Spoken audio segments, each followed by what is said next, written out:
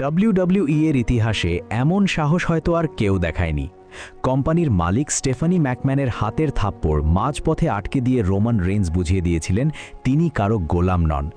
কিন্তু এই সাহসের চড়া মূল্য যে তাকে নিজের রক্ত দিয়ে শোধ করতে হবে তা তখনও কেউ জানত না। তবে দাঁড়ান, গল্পের আসল টুইস্ট তো তখন শুরু হলো যখন রোমান ফিরে এলেন অত্যন্ত ভয়ঙ্কর হয়ে।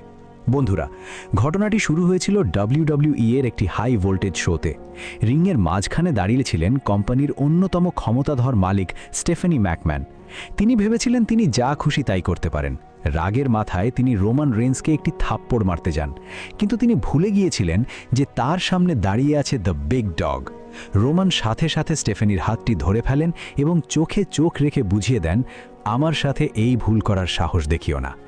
স্টেফানি সেদিন অপমানিত হয়ে রিং ছেড়েছিলেন, কিন্তু তার এই অপমান মেনে নিতে পারেননি তার স্বামী দ্য গেম ট্রিপল এইচ।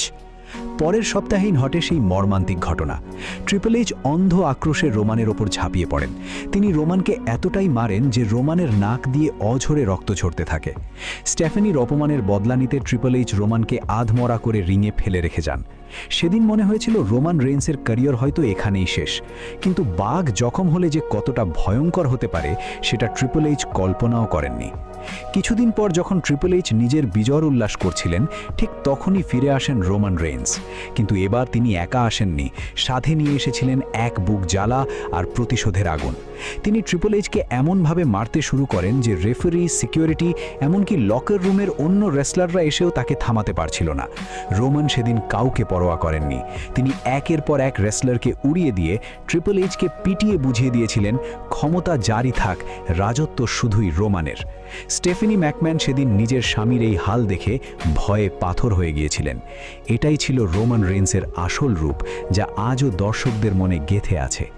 বন্ধুরা, আপনাদের কি মনে হয়, স্টেফানি ম্যাকম্যানের হাত ধরে রোমান রেইন্স কি সঠিক কাজ করেছিলেন, নাকি মালিক হিসেবে স্টেফানিকে সম্মান দেখানো উচিত ছিল? আপনার মতামত কমেন্টে অবশ্যই জানাবেন। আর আপনি যদি রোমান রেইন্সের সত্যিকারের ফ্যান হয়ে থাকেন, তবে ভিডিওটিতে এক্ষুনি একটি লাইক দিয়ে চ্যানেলটি সাবস্ক্রাইব করে